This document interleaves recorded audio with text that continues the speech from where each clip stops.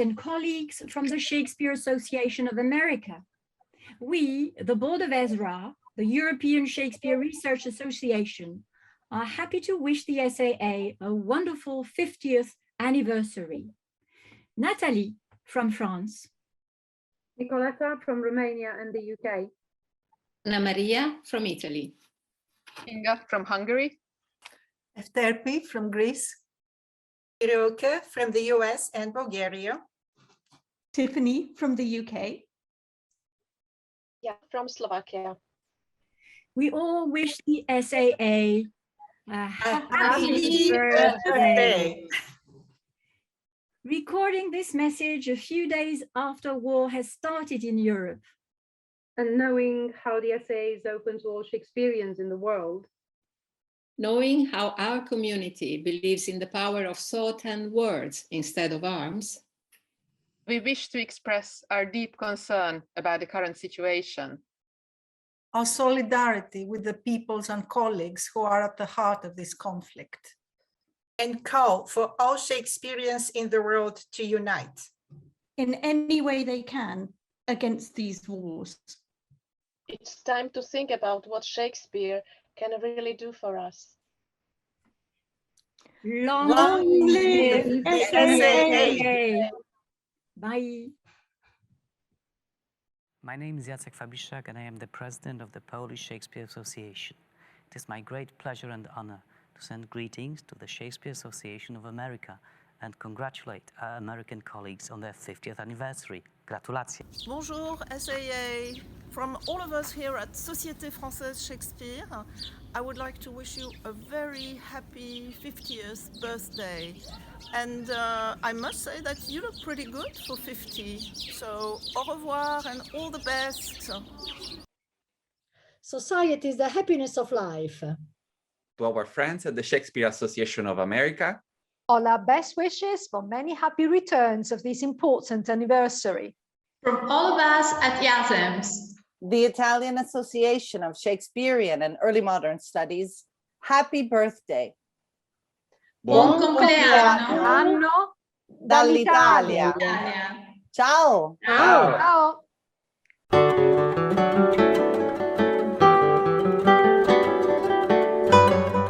Greetings from Cape Town. I'm Chris Thurman, and along with my colleagues at the Shakespeare Society of Southern Africa, the Kinga Shaka Center, and organizations, institutions, and universities across South Africa and the Southern African region, I send SAA and all its members my very best wishes. Shakespeare, we know, is and should be the site and the subject of contestation, but you also have an opportunity to mark this 50th anniversary with celebration, and so I hope that you will do that. We send you our congratulations. Some of us might be with you in Florida, some South and Southern African Shakespeareans. For those of us who are not, we send you our greetings from afar. Congratulations.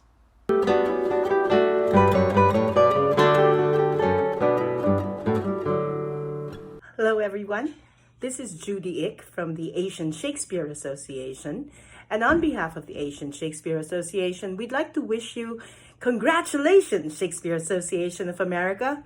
You've been a great supporter of us through these years. So from the ASA to the SAA, we say congratulations to you. Here's to the next 50 years. Bye. Hello, I'm Dr. Vikram Chopra, President of the Shakespeare Society of India. I believe Shakespeare is a universal writer, is a part of the glorious heritage of humanity. India too, Shakespeare has become an integral part of our cultural ethos. I extend on my personal greetings and on behalf of the entire SSI executive, the hearty greetings to the Shakespeare Association of America on their Golden Jubilee, 50th anniversary of their formation. And I wish that may the revels of Shakespeare prosper in the world, to beautify the world and enrich it.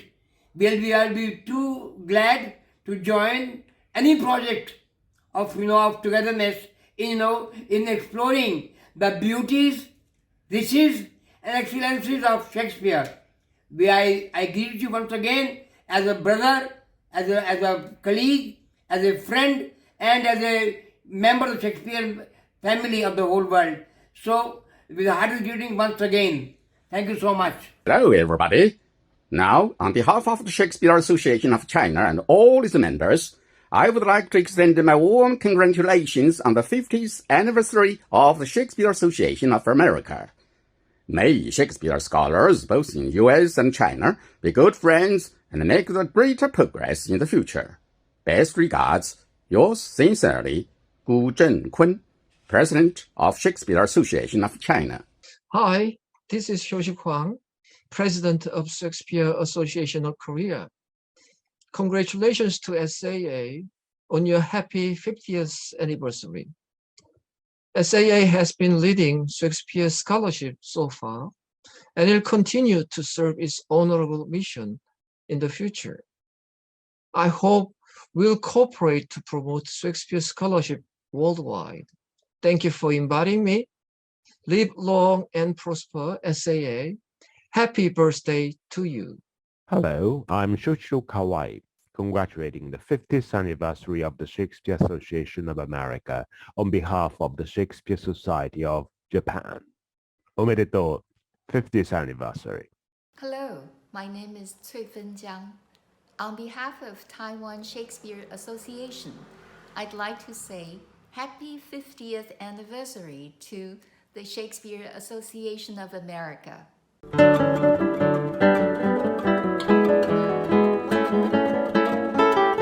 Hello, I'm Professor Laurie Johnson, President of the Australian and New Zealand Shakespeare Association. Congratulations to all our friends in the Shakespeare Association of America on reaching 50 years. I know for me and for many of my colleagues here in Australia and New Zealand, the SAA is one of our favourite events on the international calendar. The SAA has introduced many of us to global networks, and its friendly, inclusive atmosphere makes it my first recommendation to early career researchers looking for their first overseas conference. Sorry I can't be there with you in person, but I look forward to seeing you all again soon, and here's to the next 50 years.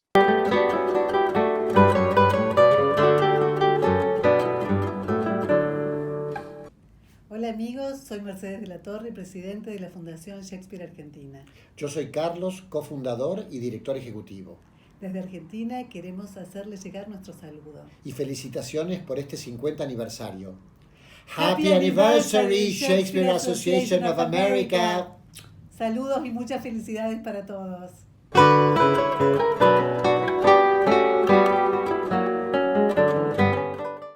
I'm Peter Holland, Chair of the International Shakespeare Association, and I am delighted on behalf of the trustees and officers of the ISA to send our congratulations to the Shakespeare Association of America on its 50th birthday.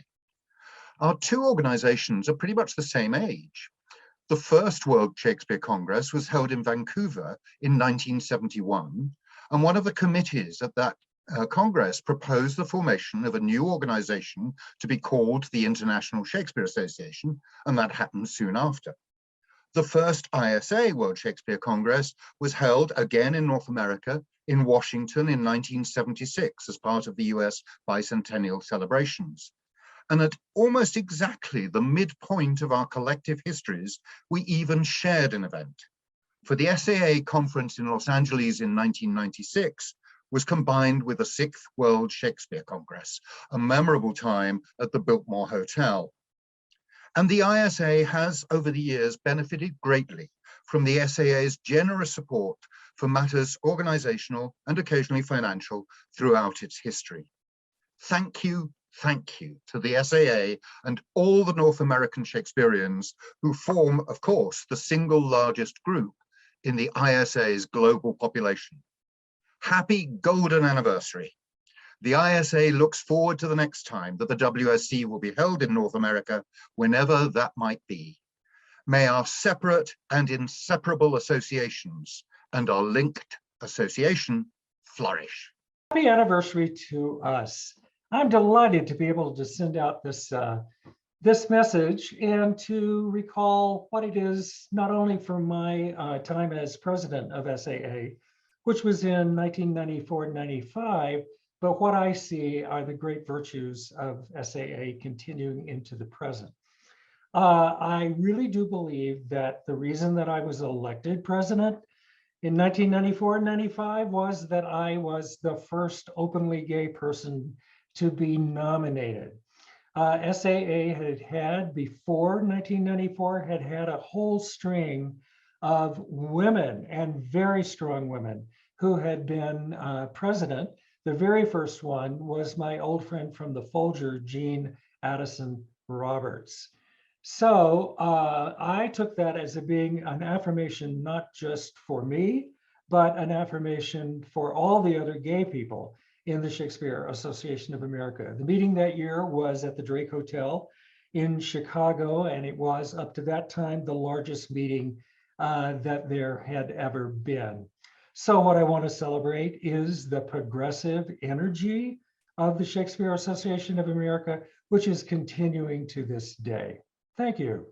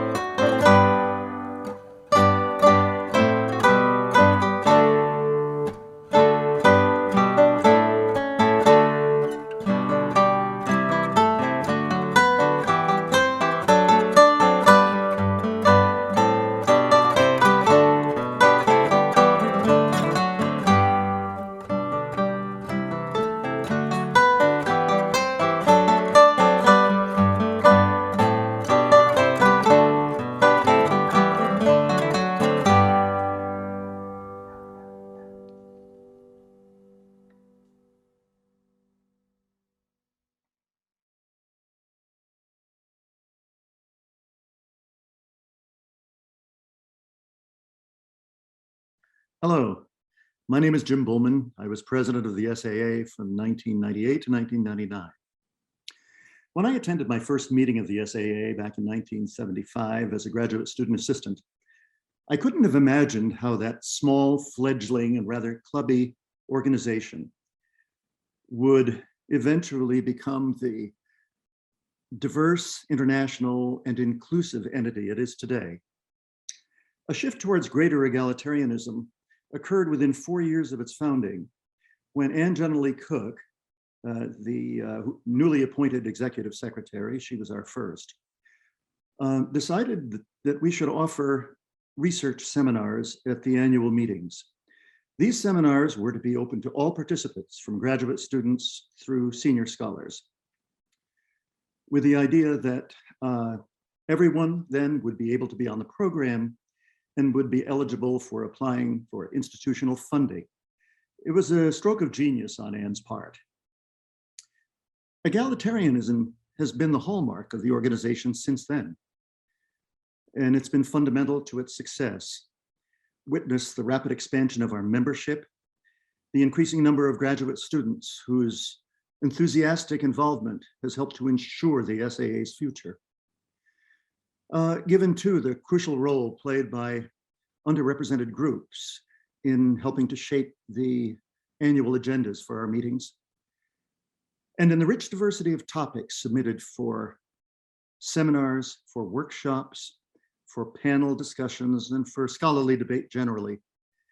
Many of the topics would have been undreamed of back in the 70s. I have treasured the intellectual stimulation provided by our annual meetings, as I'm sure all of you have. The incentives to continue research, and the wonderful sense of community fostered by our shared interests. Even more, I've been grateful for the lasting friendships that I've made during these years. I celebrate the 50th anniversary of the SAA with gratitude and with joy. And while I'm not able to be with you at this meeting this year, I'll lift a glass, probably more than one, to the next 50 years.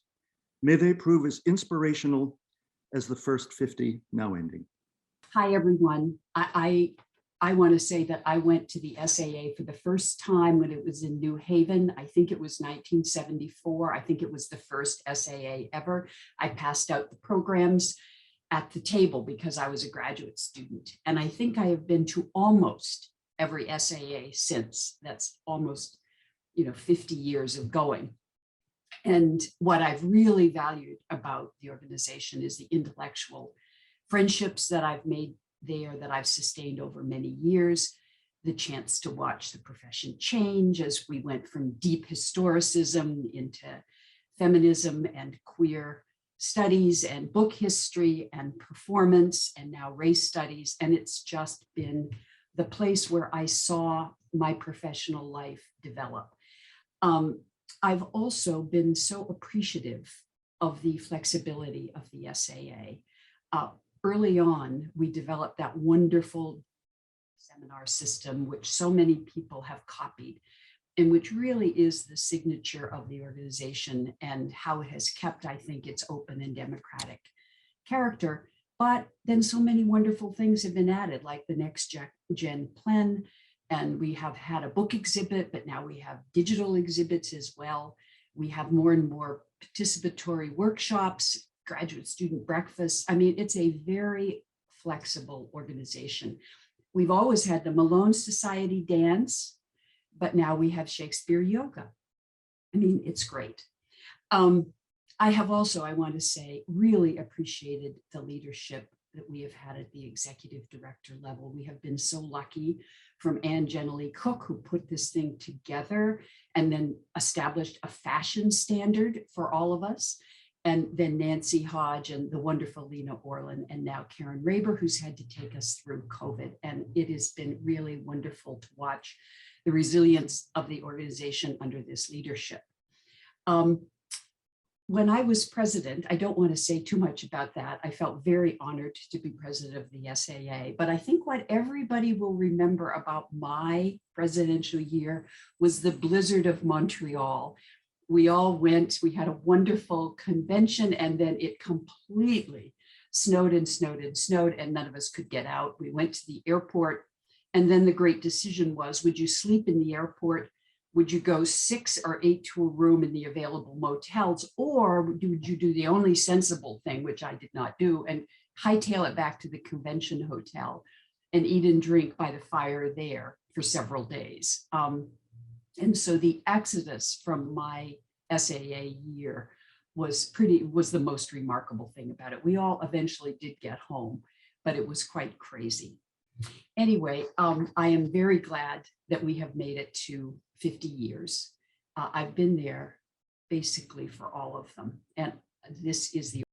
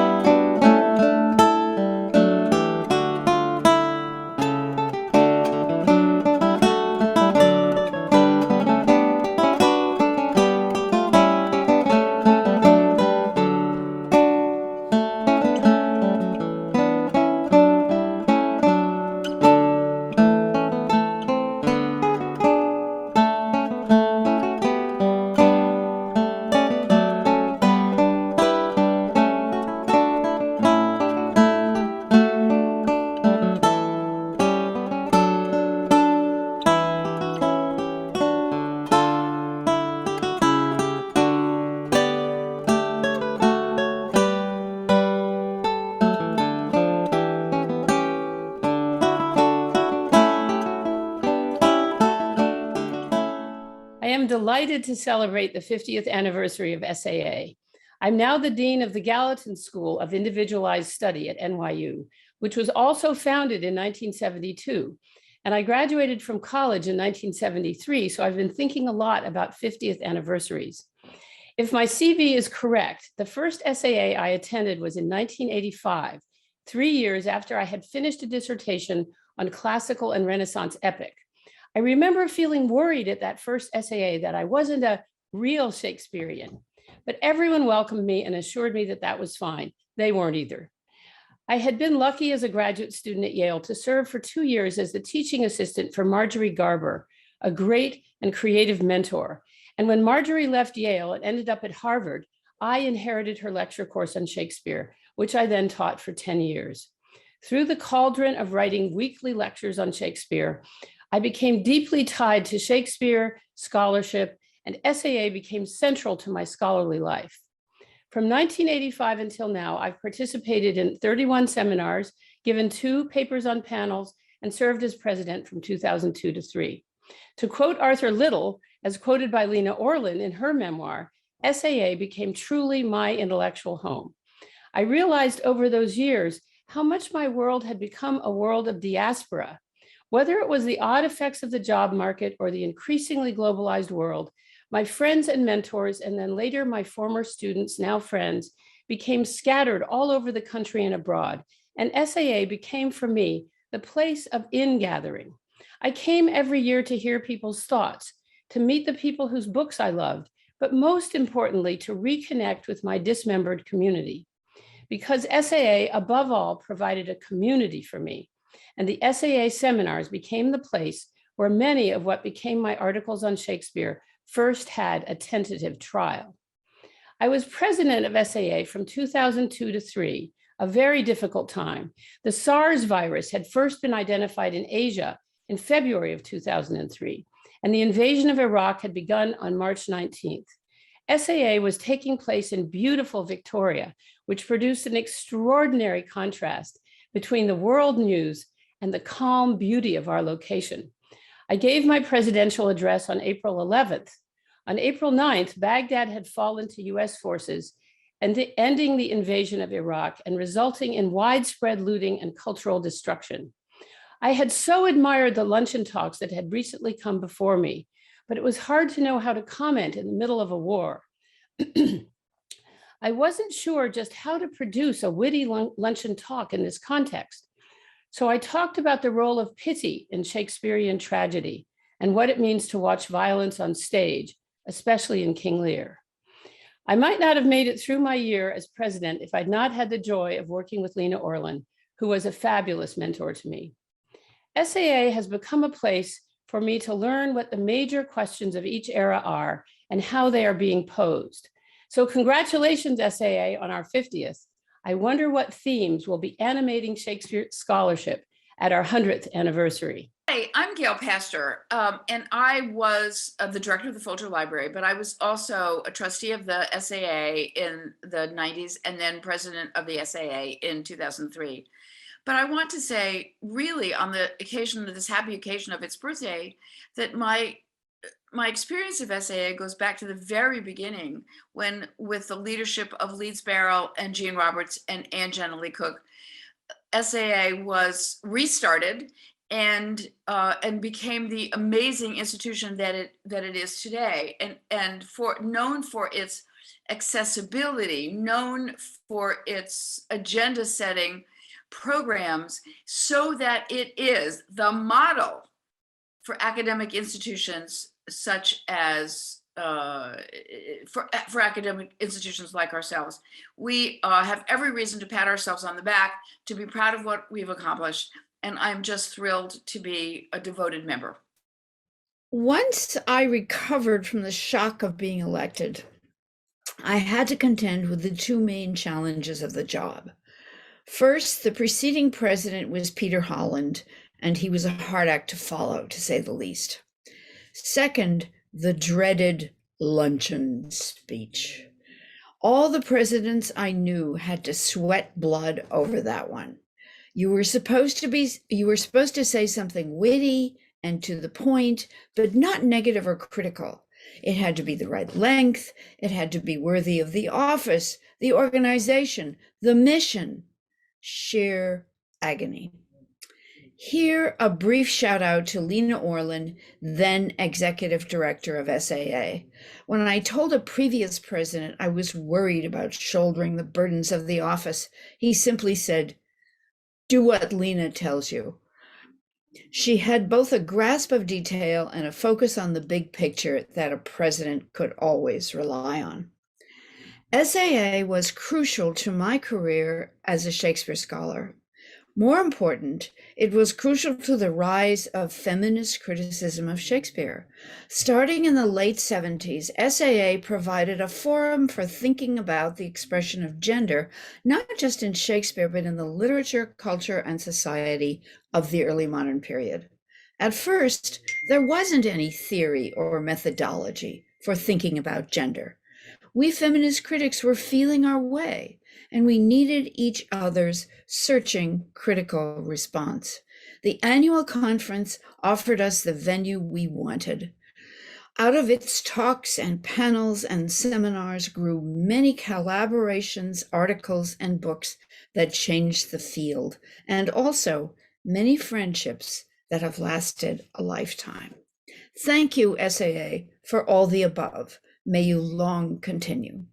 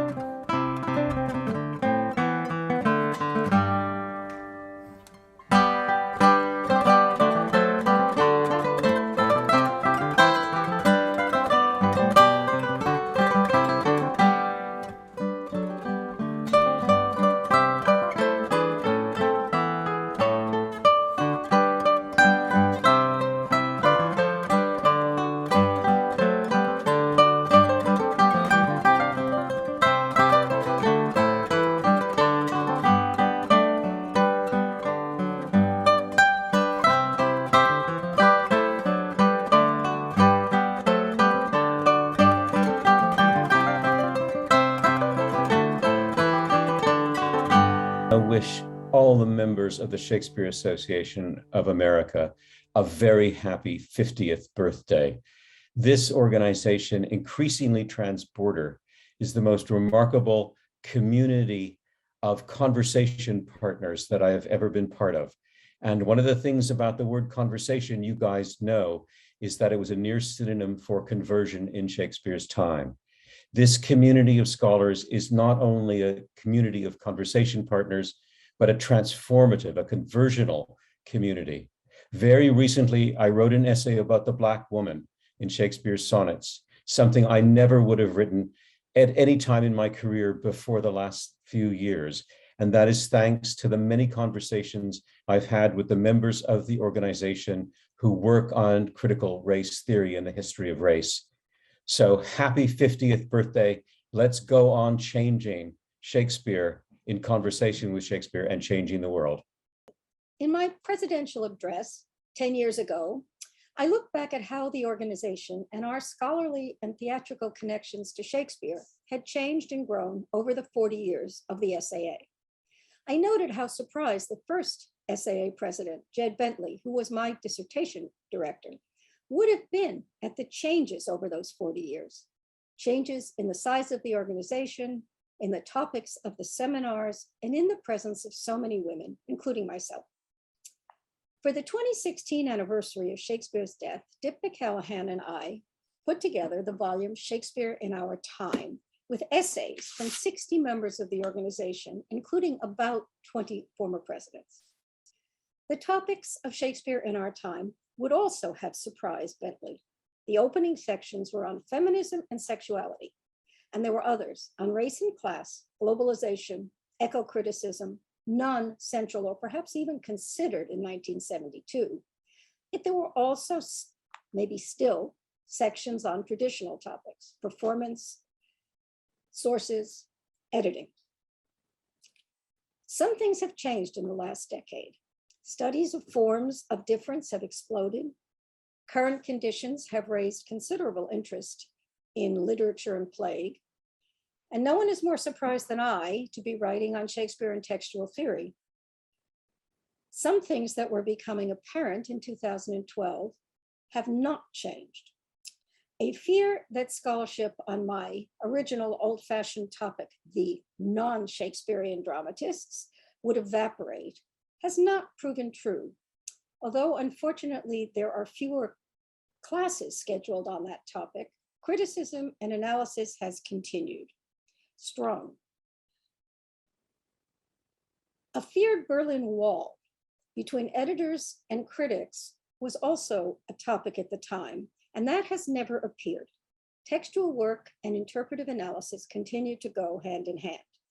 Instead, what would surely be least familiar to Jed Bentley, the author of a 7-volume reference work with the entries each done on an index card, has been the explosion of digital scholarship. And that too is a work in progress, as was shown when the internet Shakespeare temporarily went dark, and yet came back in a new platform, along with such other platforms as the DEEP, the database for early modern plays, and the Lost Play Index. So Dipna, where do you see things now? What will the future be? Shakespeare in future time. Well, I'm Dipna Callahan, and I was president immediately after Suzanne. I don't know if I have the powers of a prophetess, but I'll give it a go. But we reached far into the past, 20 years into the past, when we assembled this volume, Shakespeare in Our Time. And we went quite a ways back because we included 20 past presidents from the previous 20 years.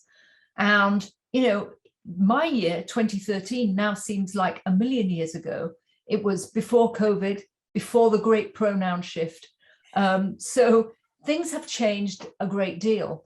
And I think in my presidential address, I addressed what I thought to be one of the dangers of the present moment, which was the increasing pressure on people in Shakespeare and early modern studies to show how they were relevant, not to things in general, but to the, you know, in a very narrow instrumental way, to how you would assure that a student would get a job, how they were marketable after an education that included the 16th and 17th century and its writers, and even Shakespeare, even that pinnacle, you know, was in danger.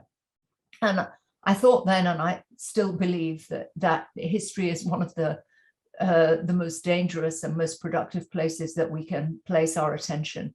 And as we know, and I think we see every day, that the energies of the past are not extinguished, but both good and bad, they persist in the present moment, and that we must confront them, and that there is a reckoning in all kinds of ways. And I think Shakespeare scholars have taken this on, you know, in a very interesting and productive way. So it's no longer the worry about administrators, but rather the increasing pressure of the present moment. It's impression upon our scholarship that I think has been really very significant indeed. And I think The issue now for the next generation is this new negotiation. Every generation has to do it between the specificity of the past and its interpretations of Shakespeare and the exigencies of the present moment. So the future, it's Shakespeare in your time, and I really look forward to seeing it. Happy birthday to the SAA. Thanks to Leeds Barrel for inventing it, and thanks to the many vibrant, dedicated people who have sustained it for these 50 years. These people include past presidents and trustees and committee members, but they are really all of us who have come together to exchange ideas in paper sessions and especially seminars, the backbone of the SAA. I'm Heather James, the 43rd president of the SAA, and I had the honor and sometimes the horror of serving our organization in 2016 to 17, the year when political storms hit us in the form of the executive order on immigration, affecting Muslim countries and communities, including our own. In addition, we had literal storms beset us in Atlanta when many of us were stuck in airports and unable actually to make it to the meeting. And we needed to reinvent times for people to speak and hold their seminars on other days. And we came together, we prevailed. The SAA came together despite obstacles, and I believe it always will. Happy birthday. Hey, SAA, happy 50th. I can celebrate with you because it's also my 50th. And SAA has played such an important role in my life as a scholar, in my personal life with friends. I'm so grateful for the fellowship in every capacity. And I think early in my career, when I felt very much like an outsider in the field, SAA was the place where I was told that my work was valuable. And so I think about all the early career scholars who find their most intellectual fellowship at SAA. And that's what makes me so grateful to the organization. So happy birthday, and let's keep going for the next 50 years.